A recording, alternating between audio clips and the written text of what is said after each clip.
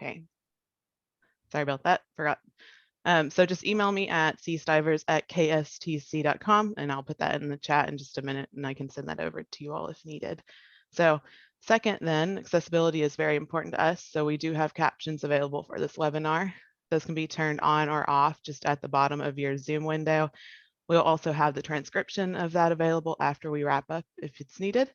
And then lastly, as we're hosting in the webinar format, all participants are muted. So please place any questions or comments in the chat area. If they've not been addressed by the end of the presentation, we'll make sure to answer them before we wrap up today, or we'll connect with you afterwards. Okay. For those that don't know me, my name is Caroline Stivers and I'm Operations Manager of Kentucky Commercialization Ventures and will be hosting us today. The Kentucky Intellectual Property Alliance, or KIPA, is a program of the Kentucky Commercialization Ventures Initiative and KSTC. The mission of KIPA is to foster an effective ecosystem and marketplace to facilitate the creation, protection, and advancement of the intellectual property in Kentucky by serving as a connecting organization for statewide companies, organizations, and innovators. If you're interested in learning more, you can find more information along with the form to join as a member on kyipa.org. I also want to give a big shout out to all of our executive advisory committee that are on with us today who've made KIPA possible with all their great guidance and support. And also thank you to connecting us with Cameron IP to be able to make this webinar possible. And now I have the pleasure of welcoming Stewart Cameron of Cameron Intellectual Property. Stewart's career in IP stretches back to 2002 and includes many years of working with a large multinational firm of European patent and trademark attorneys. Not content with working just with entrepreneurs, after spending almost a decade within that firm, Stewart decided to become an entrepreneur too, founding Cameron Intellectual Property in 2011. Stewart serves a variety of clients and has extensive experience in many different industry sectors with particular expertise in mechanical and electromechanical subject matter. Stewart has an honors degree in aeronautical engineering and handles clients' IP matters in a broad range of technology areas, including automotive, aerospace, rail, marine, oil and gas, packaging, and many, many others. Stewart, a fellow of the Chartered Institute of Patent Attorneys and member of the European Patent Institute, also regularly presents on IP topics to international audiences. So Stewart, thank you so much for joining us today and the rest of the Cameron IP team. And I will hand it over to you now. Okay, great. Thank you, Caroline. First thing I'll do is just share my screen.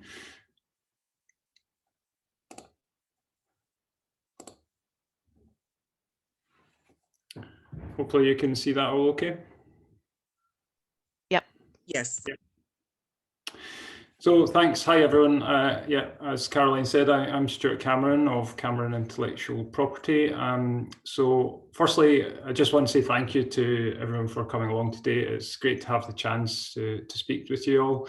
And I hope that you will find this useful and go away knowing at least a few things that you didn't know before about obtaining IP protection outside of the United States. As per the introduction, our firm handles a lot of UK and European work. We are UK and European patent attorneys, patent and trademark attorneys, but we also are very experienced in handling and coordinating other foreign filings in non-US jurisdictions for our clients. So as per this title slide, we're going to talk about today about some of the things you should consider when looking to obtain IP protection outside of the United States. The idea is that this should hopefully kind of lead on from recent sessions that I understand that as members of KYIPA were recently run by the USPTO on the protection of IP domestically within the United States, or alternatively just lead on from a baseline understanding of the domestic US system. So as suggested by use of the umbrella term IP in this title slide, we're going to talk about different categories of IP under the umbrella term, so trademarks, patents and design rights. But there will be a bit of an emphasis on the patents, given my own personal specialisation in that area, and also based on my understanding of what the audience here today is most interested in the main. So hopefully that suits everyone. As Caroline said, if you could raise any questions, I was going to say during the course, but if as Caroline said, I think everyone's muted, so if we just do that during the on the chat function, hopefully we'll be able to address those questions either during or at the end. We've been asked by Caroline and Monique to pitch this at a relatively basic level. I'm aware that there are at least a couple of people on the webinar who might find this a little too basic, but hopefully even they will find a few useful pointers in here. And if you do have any more in-depth questions, as I say, you can ask. You could even ask us that in person. We're due to visit the Midwest sometime later this year, obviously COVID dependent.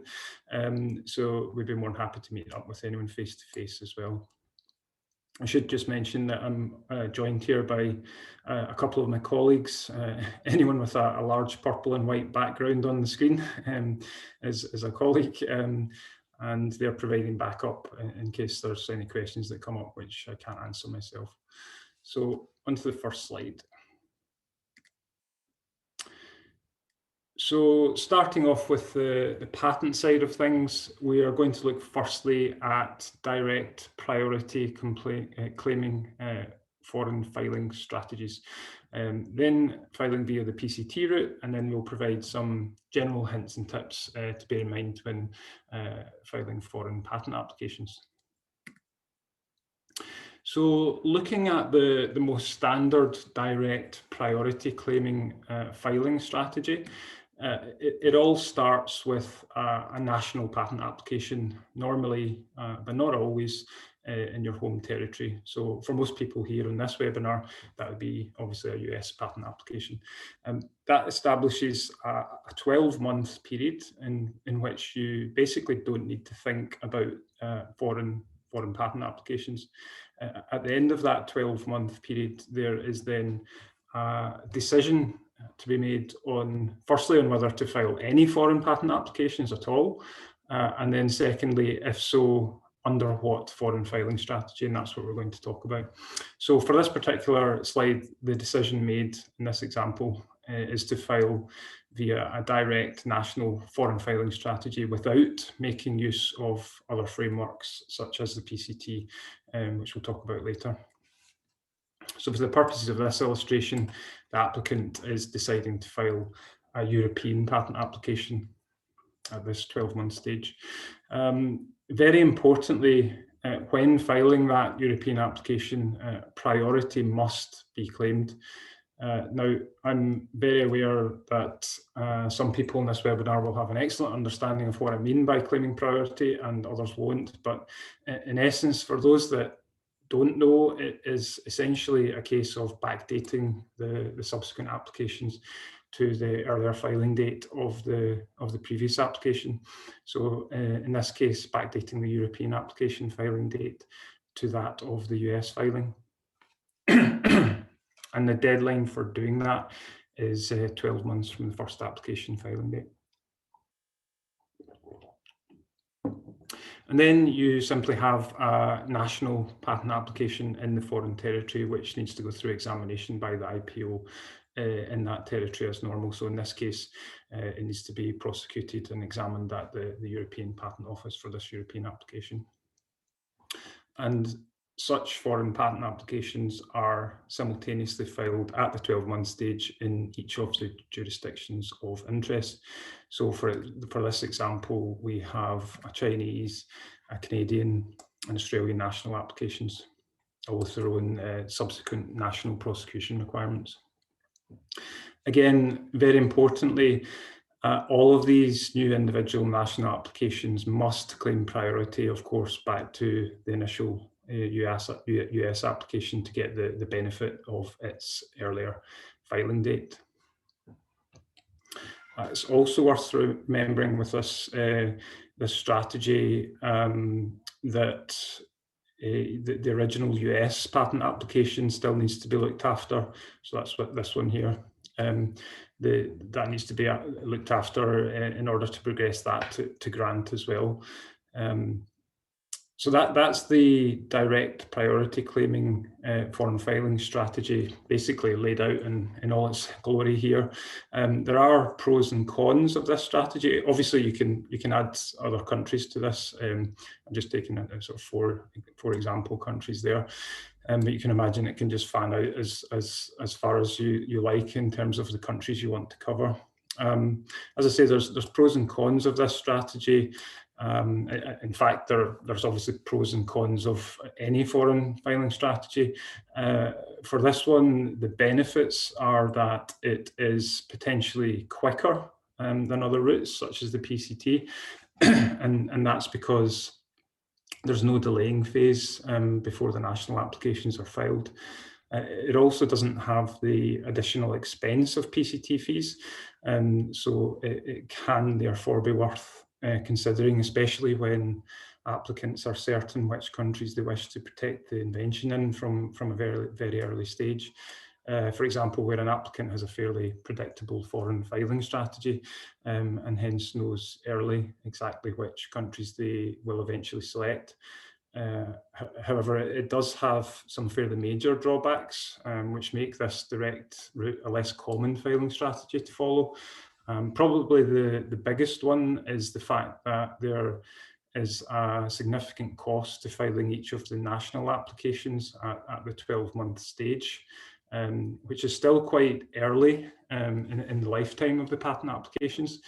And hence there is still usually a lot of uncertainty at that point on which countries are to be covered, and also uncertainty in whether it's a good commercial decision to file in those countries at that point. Similarly, the ball starts rolling in each of the national offices quite early with this route, and hence the costs too. And there's no real centrally administered part of the process that you might get via the international PCT route. So we'll now go on to talk about that international PCT route on this slide. This is a more common and popular international application filing strategy for patents, and it's referred to as the PCT route, PCT procedure, which stands for the Patent Cooperation Treaty. So again, like the direct route, this usually starts with a direct national patent application in your home territory, i.e. a US application in this case. So that means that you don't need to decide at that point which foreign filing strategy you're going to follow. The first key difference here is that rather than file direct national applications at the end of the 12-month priority period, the applicant here elects to file the international PCT application, which also claims priority from the earlier US application, just like a national application would. That starts an additional 18-month period, which includes a centralised examination and search procedure. Then at the end of that additional 18-month period, the decision needs to be made on which national applications are to be filed. So one of the most important things to note here is that this decision on national applications, and hence the cost of filing those, importantly, is 18 months later on in the process after the initial filing. So essentially, one of the biggest advantages of the PCT application is that applicants can buy time to make that foreign filing decision and delay incurring the cost of those too. So that's a total period of 2.5 years from the initial filing to make those foreign filing decisions and incur the associated costs. Incidentally, the reason this says 30/31 months is that some countries, such as the US, have a 30-month deadline, and others, such as Europe, have a 31-month period. That's just to complicate and confuse things. So at the end of the international phase, the applicant can then enter the national phase in e.g. China, Europe, etc., etc. In a similar way to the previous direct route that we talked about. I say similar rather than the same, because if you are using the PCT option, there is often some additional efficiency in that the national examiners may take a lead from the international examination and search reports, which are part of the PCT procedure. And that basically tends to make the process slightly more efficient overall when the PCT filing strategy is followed compared to the direct route, which is one of the things that makes it such a popular choice, actually. Again, it is still worth remembering that you may still want to keep the initial US application alive, even though the PCT application is in place. And I would actually cover the US too, the PCT application. Sorry, my phone's ringing. So in terms of pros and cons, the PCT route does have this great advantage of delaying costs and decisions, but it is an additional cost overall due to the fees involved in what is, after all, an additional application, an additional step in the process. Also, in some instances, the additional delay that's created by the PCT option is actually not desirable. You may wish things to move quicker.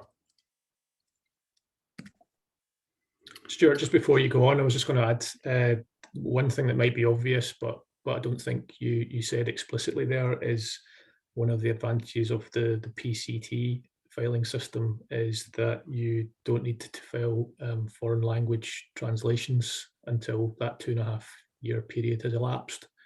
Whereas under the direct priority claiming route, all of those translations, if there are foreign language translations to be done, need to be completed at the 12-month stage. So that's quite a significant advantage of the PCT system as well. Yeah, thanks for that, Stephen. That's right. So that's one of the large costs is the translation aspect, and as Stephen said, that's something that can be delayed under the PCT, or is delayed under the PCT. So just on this slide, just to give some general hints and tips for foreign filings, if we look towards the top box there, the PPH is the Patent Prosecution Highway. As you might have worked out from the previous slides, there is a lot of duplication of effort in terms of examiners in different jurisdictions examining very similar claims separately, in isolation from one another, and coming to the same or even different conclusions. To try and avoid that and make the whole thing more streamlined, 5 of the big players, the big player countries in patent filings, that's the US, European, Chinese, Japanese and Korean patent offices, got together a few years back, quite several years ago now, to try and harmonise the process by essentially agreeing to fast-track examination by making use of the work products of the other offices. So, for example, a granted US patent serving as the priority application for a subsequent European application can be used as a basis for entering the patent prosecution highway at the European Patent Office.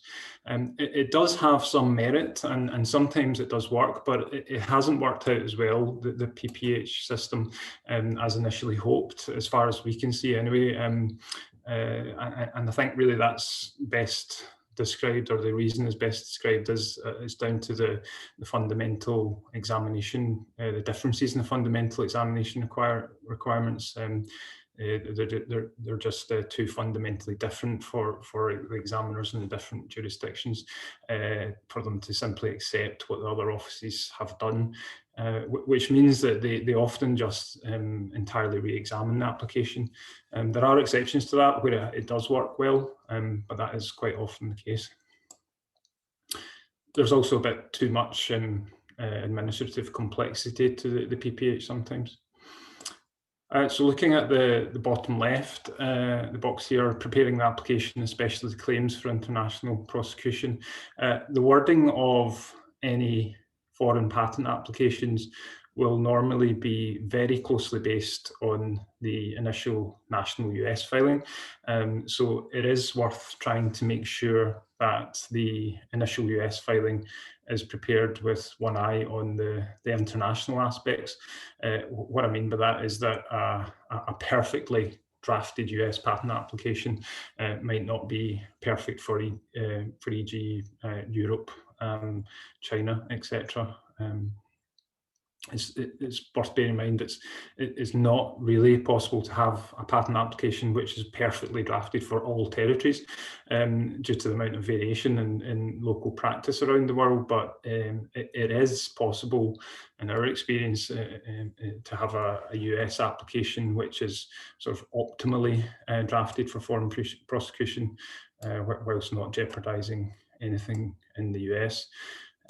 We also have a sort of sister presentation on how to prepare patent applications for smoother prosecution in foreign jurisdictions. It covers things like strategies in reducing the number and severity of objections at the European and other offices, via careful preparation of the claims, how to deal with European and other foreign examiners who approach certain things differently from US examiners. Navigating through the formal grant requirements in the best way. The EPO grant requirements are relatively complicated. This is at the stage where the application is about to grant. And it covers various other things as well. So if anyone thinks that might be useful to them, please let me know and we can arrange to talk about that in more detail too under another presentation. Looking to the bottom right, the box in the bottom right here, ruthlessly select which countries to file in. Yeah, do be quite ruthless when selecting which countries to protect an invention in. The obvious reason for that is that each one is essentially a multiple of costs and complexity. So now we will turn to filing strategy for trademarks. And similar to the patent system, we will talk about the direct route, an international route called the Madrid Protocol, and we'll also discuss some other general hints and tips to consider when filing trademarks internationally. So there is a great similarity here with the earlier patent strategies we discussed. In essence, for any new trademark application, the international filing story normally begins with a direct national trademark application in the home territory. So in this case, this might be a US trademark application. Then foreign applications are filed in the countries of interest. Importantly, again, priority should be claimed. However, the deadline for that for trademarks is 6 months rather than the 12 months for patents, which is an important difference to keep in mind. The examination process for trademarks is inherently quicker and less costly than for patents in the most part. However, in general, you can hopefully see that the overall filing strategy through this direct route is very similar to the patent one we discussed earlier. So that's just indicating the priority claims. And again, you need to remember that you would normally also keep your domestic home application alive too. One thing to note is that, as I explained, for patents, they're is often a real desire, or indeed a requirement, to delay the significant costs of filing foreign patent applications in the chosen countries for as long as possible, due to the magnitude of those costs.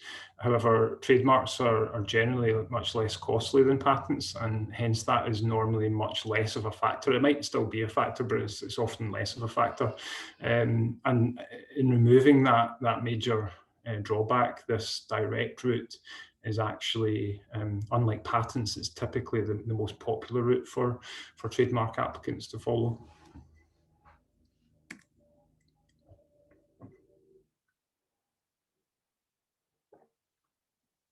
So now let's look at the international strategy for trademarks under the Madrid Protocol, instead of the direct route of the previous slide.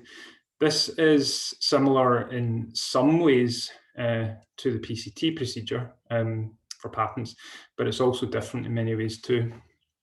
Again, this starts with a national registration in your home territory, so perhaps a US registration, and this becomes what is known as your base or basic registration. You can then file an international application under the Madrid Protocol, where applicants select which countries they want to protect the mark in, and they need to pay a government fee for each country covered. There's then a partly centralised and partly decentralised procedure, whereby the national offices of the various countries selected by the applicant have the right to examine and object to the registration. If they do object, then a local agent needs to be appointed and a response filed to overcome any objections in that country. Then, all being well, you end up with a registered Madrid Protocol mark.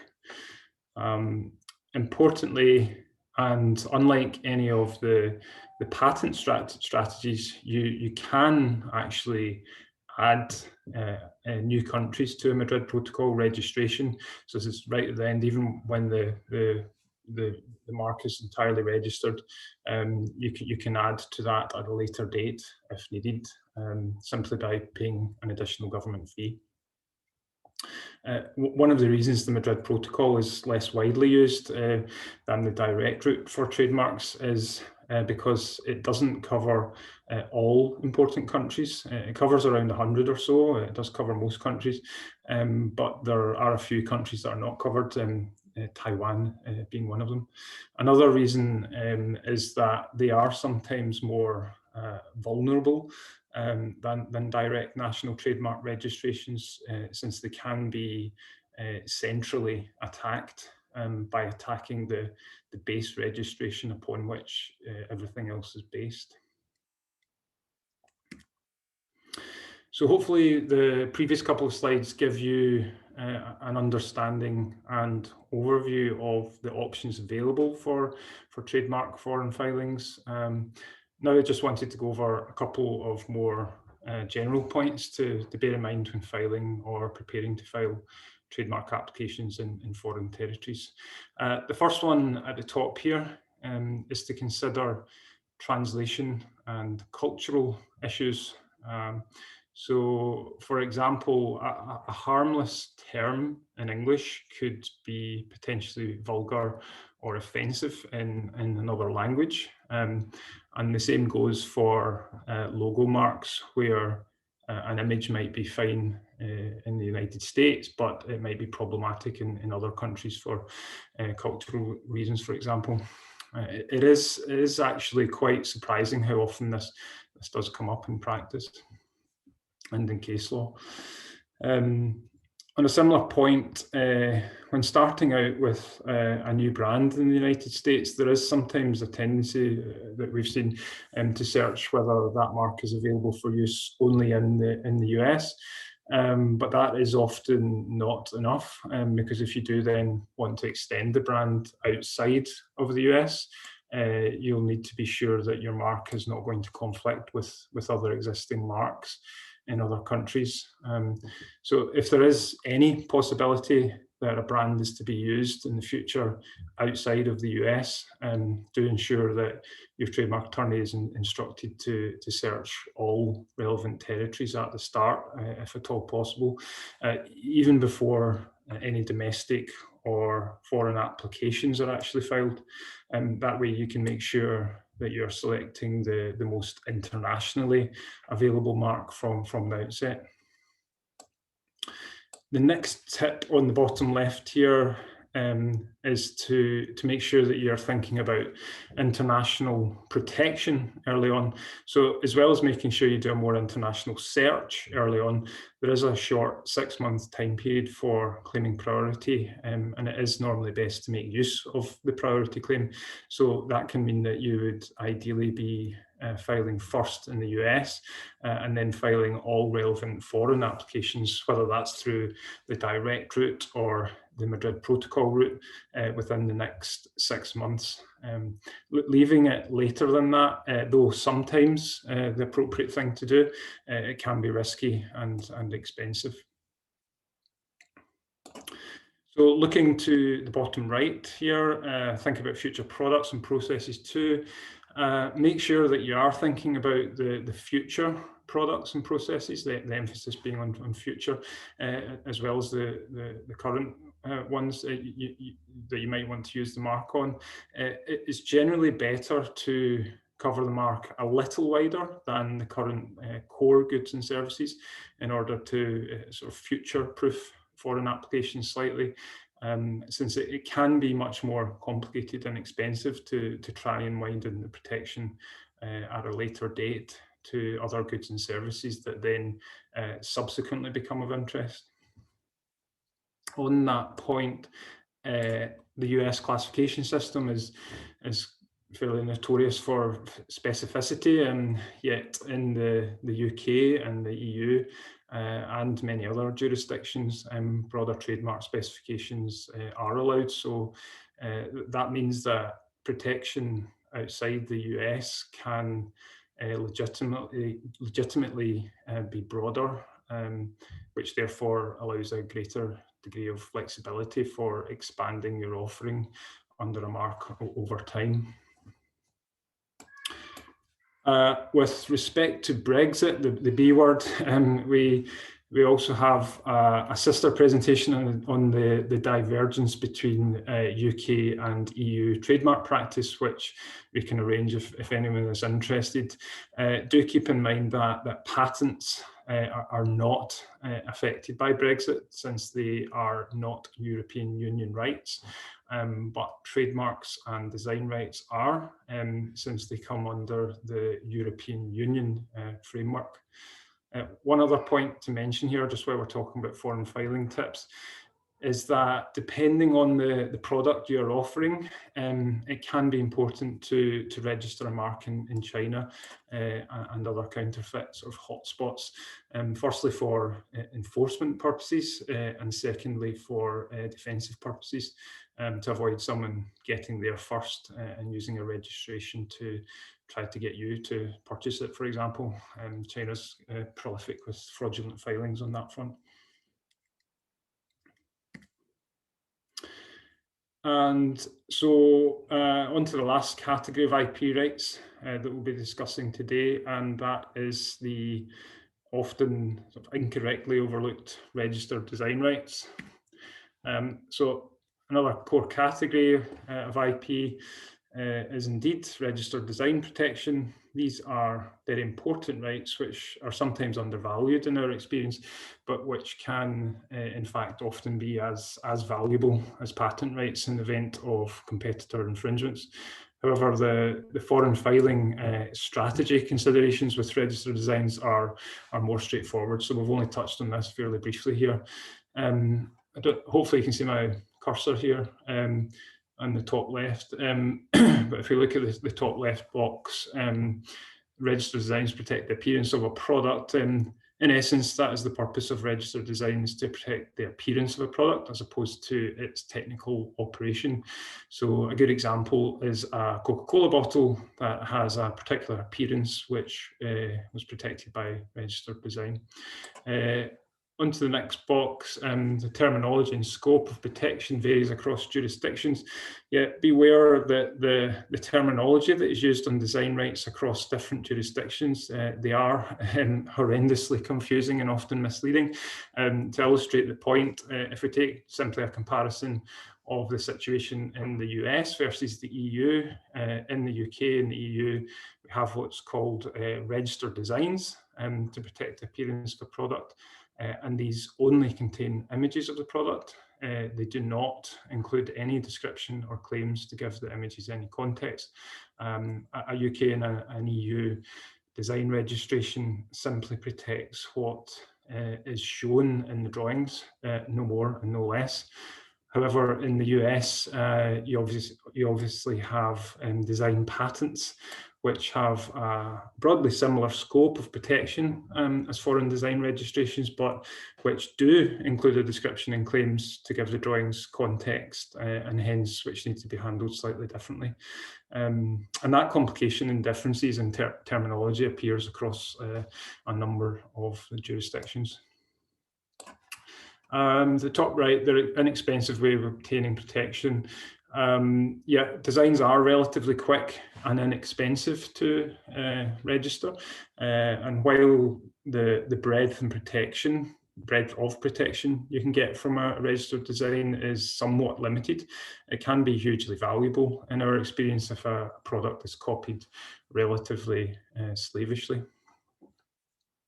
The bottom left, they can be protected through the Hague system, however it's not very popular in our experience anyway. There is this international system called the Hague system, which is very broadly similar to the PCT and Madrid system for patents and trademarks, but it is not very popular in our experience, and according to the statistics, there are still significant numbers filed, but it is much less popular than the more direct route.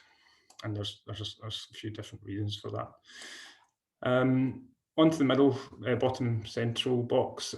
Be careful with the drawings and note the differences. If you are filing for registered design protection internationally, you will probably need to prepare numerous different versions of the drawings of the product to get good protection for the design in each local jurisdiction. And that is because each jurisdiction has its own quite nuanced view on what lines and shading, etc. In design drawings actually mean. And then down to the bottom right, it's generally better to think of registered design protection in addition to patent protection. Yeah, so do bear in mind that design protection usually best supplements patent protection rather than replaces it. It's generally not going to be enough to rely on design rights alone in most cases. Something else just to remember with design rights as opposed to patents is that the priority period is 6 months rather than 12 months. And also just to remember, as a result of Brexit, if you want true protection across the whole of Europe, then you now need to obtain both an EU and a UK design registration. So that brings me to the end of the presentation. Hopefully that has been useful and interesting to you. There are other categories of IP that we haven't mentioned here, like copyright, trade secrets, know-how, etc. But these don't generally have international filing strategies as such associated with them in the most part. So we haven't talked about this here on this presentation, but I'd be happy to take any questions on that or anything else. So that leaves me to hopefully pass over to Caroline and see if there are any questions that have come in during that. Yep, we did have a couple of questions, and also I did want to note for people, if you would prefer to ask your question verbally, if you just want to raise your hand, I can allow you to talk, so just let us know if you want to do that. So questions from the chat. First, we've talked before about benefits and challenges of self-filing IP in the US. Can you self-file internationally, or if you can, how challenging can it be and why? Yeah, that's a good question. So I think what I would say to that is the emphasis is on the word can. In many jurisdictions, you can do that, but it isn't necessarily a good idea to do that.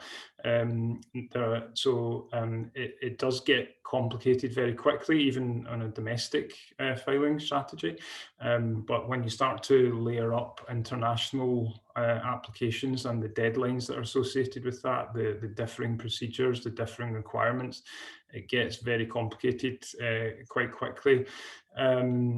And it really wouldn't be a good idea in the vast majority of cases. You do very, very, very occasionally see that it works. Maybe in some sense it does work for a client in some level, but that is incredibly unlikely to be the case in our experience.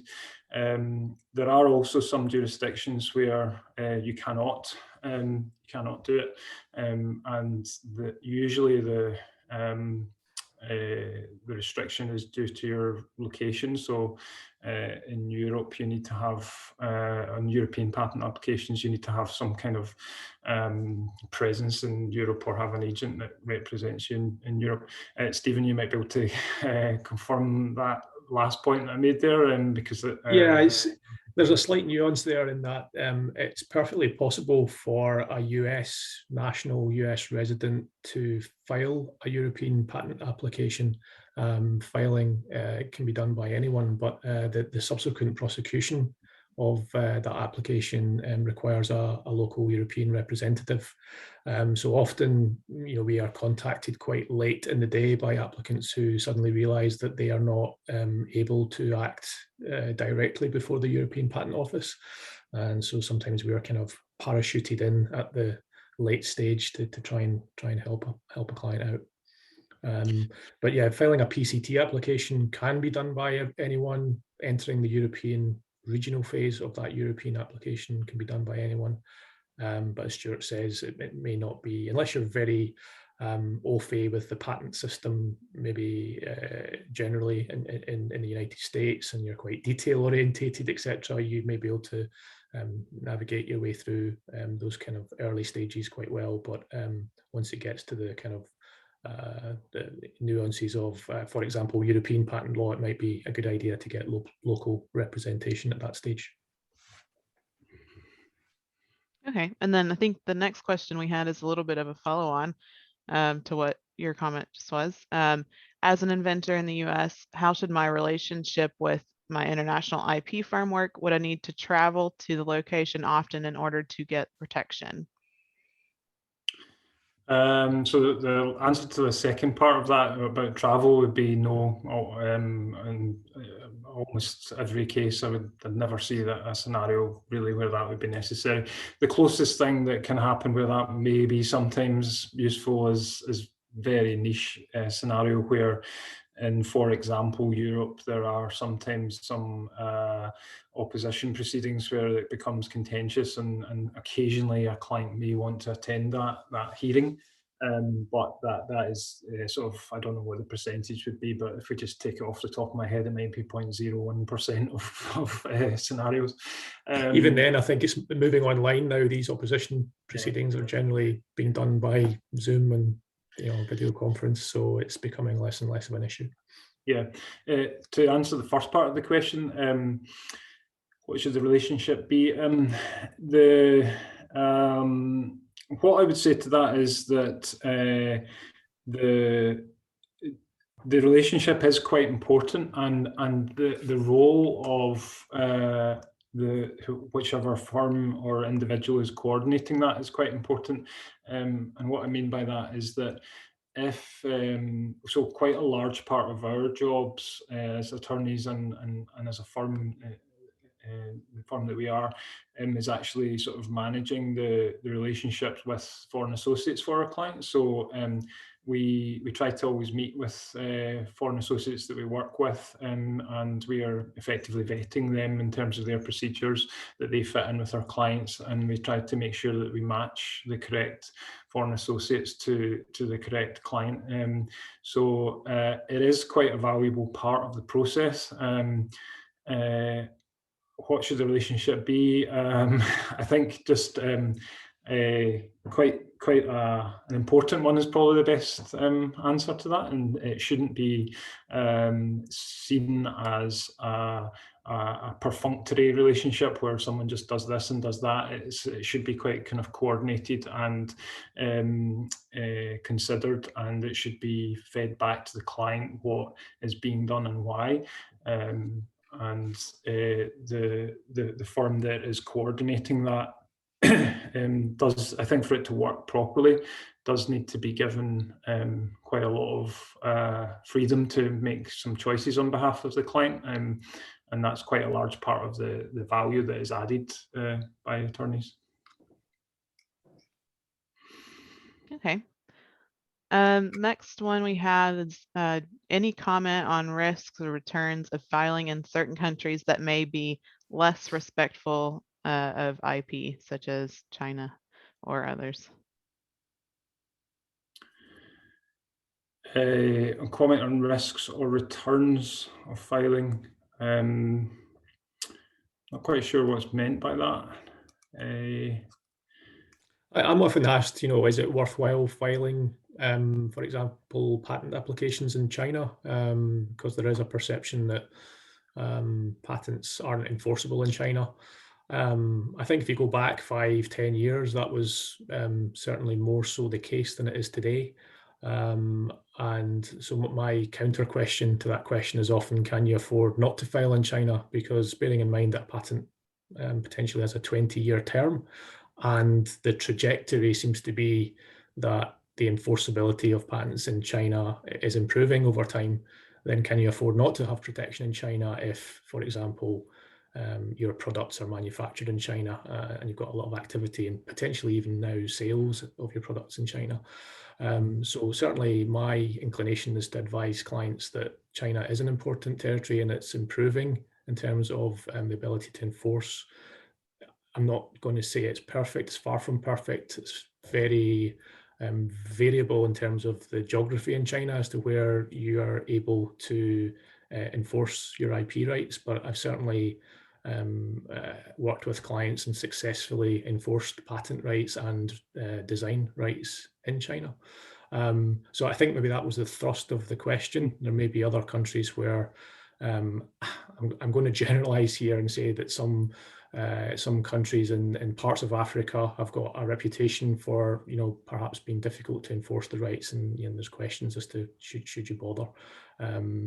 I can't really comment on other countries. I think China is the big one that everyone tends to talk about. Yeah, what I would add to that as well is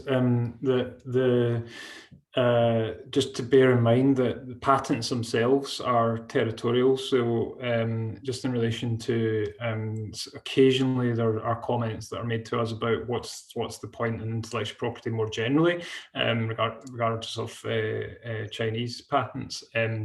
If someone can copy something in China, then what's the point in even having a US patent? But obviously they are territorial, and so if something is copied in China and sold into the US market, then you can take action against that to prevent that happening in the US, even if you don't do anything in China. And you can do the same in Europe and these other jurisdictions where you might have patent rights.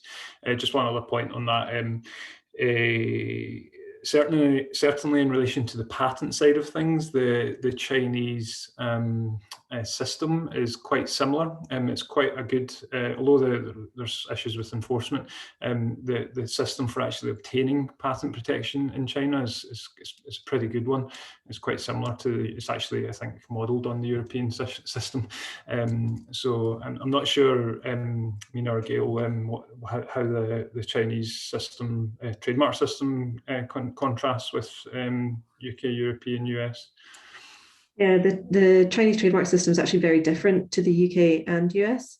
The UK is different to the US itself, but this very topic is very much on point. Gail and I were actually at a talk on this as part of the spring conference for our Chartered Institute of Trademark Attorneys just yesterday, and the speaker for this specific topic was an English attorney who had spent 5 years working in China.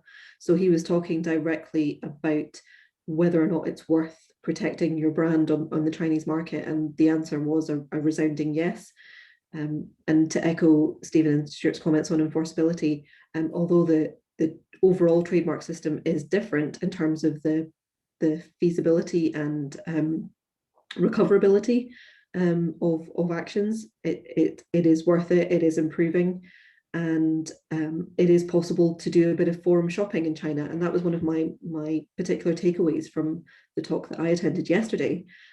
China being such a huge jurisdiction, there are courts in every local area, and there are specialist IP courts dotted around the country as well.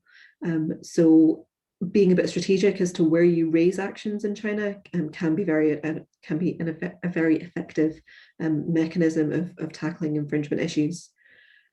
But just to answer Stuart's direct point on the trademark side, China has a sub-classification system for trademarks, whereby to cover just a single product or a single service in a class is generally unwise.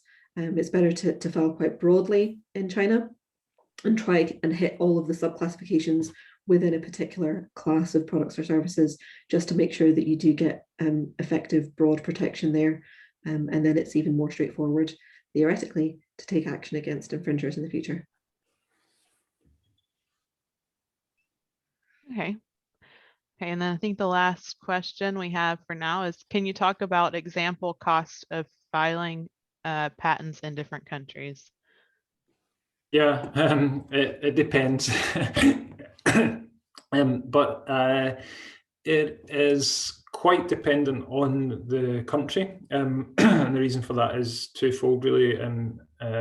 One is that the different countries have quite different fee structures from the government fees. So, for example, here in the UK, the government fees are very, very low, extremely low. It's heavily subsidised by the government, effectively. Whereas in the US, they are higher, and lots of other countries they're higher. And the other reason is the translation point that Stephen mentioned. So if the territories that you require protection in happen to be English language countries, or will accept English language as the true copy of the patent, then the costs tend to be lower, because translation is really very expensive because of the length of the document and the requirement to translate it well, due to the importance. And Fiona, who's on the call here, is actually a translator, although she's transitioned more towards marketing. She is actually a translator, so I'm sure she can attest to that. But just to be slightly more specific, very, very generally speaking, the costs for filing national applications are in the order of sort of $4,000 or $5,000, $3,000, $4,000, $5,000. It's in that sort of ballpark, depending on when you do it. If you do it through the direct route, they might be slightly different costs than if you do it through the PCT route. This is why the PCT route is popular, because it allows you to delay those costs for a total 2.5 years. And the reason for that is to try and get commercial revenue from, or at least commercial interest, ideally commercial revenue from the invention within that 2.5 year period, to enable you to confidently put that back into the filing of the patent applications. Also, just to bear in mind that is the cost of filing. There are downstream costs on most of the applications, and very, very broadly speaking, they might be something similar, again, to getting that up to grant. But it is the reason I'm kind of quite broad and vague with that is that it has to be broad and vague, because the objections that are raised will vary from very minimal to very extensive, and it also does depend on the strategy that is followed, because that has an implication on costs as well. There's lots and lots of decision points in any international patent filing strategy, and the decisions that are made have quite a big bearing on the actual costs.